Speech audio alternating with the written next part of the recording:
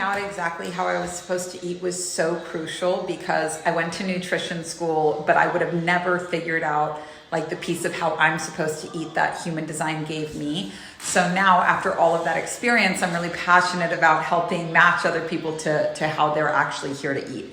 So the easiest way to do this for free is to go to myhumandesign.com. This lady specifically will include your eating recommendation and with your free chart. This isn't an ad, it's just I know all the free places. She's the only one. And then go ahead and put in the comments what your eating type is. I've answered all of these on TikTok. If you want the answer right now, you can just go and look under my human design playlist. If you follow me there, it's the same ad.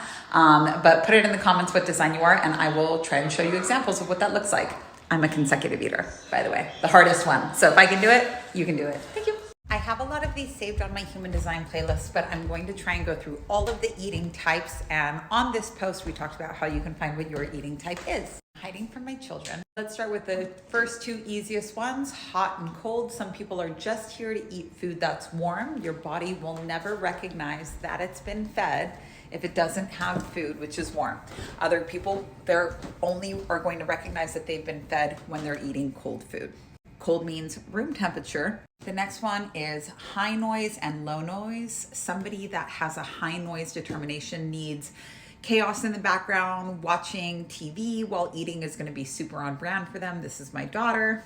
Somebody with low noise is going to just want, background music, restaurant noises, stuff like that. Some people, like my husband, are here to eat in peace and quiet. Their body will not recognize that it's been fed if they're not eating in peace and quiet. So for example, my husband a lot of time will eat last after everybody else is off doing stuff.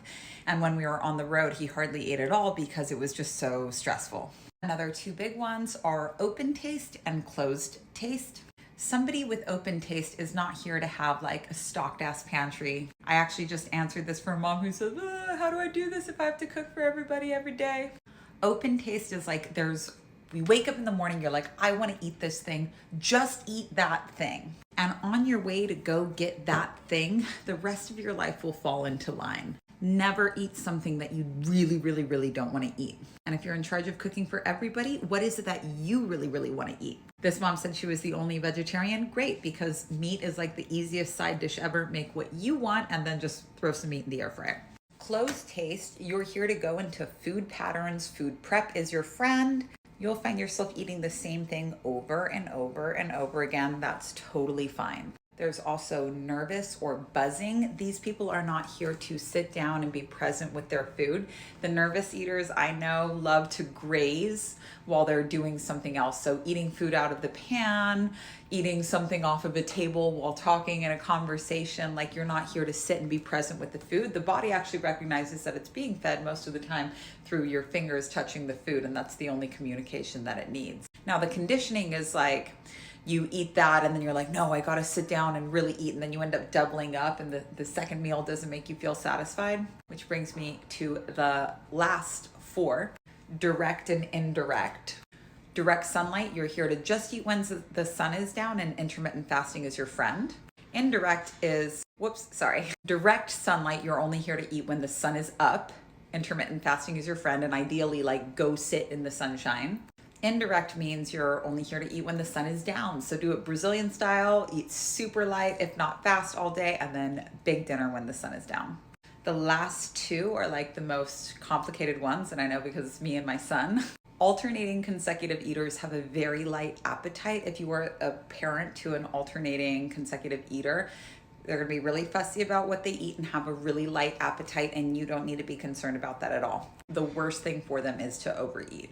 So an alternating consecutive eater only eats whole ingredients, but they can go back and forth between those ingredients. For example, a cheese plate, a bite of cheese, a bite of olives, a bite of meat, a nut, a bite of cheese, they can go back and forth between them. But consecutive determination like me, which is the hardest one, is only one ingredient at a time, like mono meals. And ideally you wouldn't even have like salt on these things. So all of the cheese and then a break, and then all of the meat and then a break. Mono meals.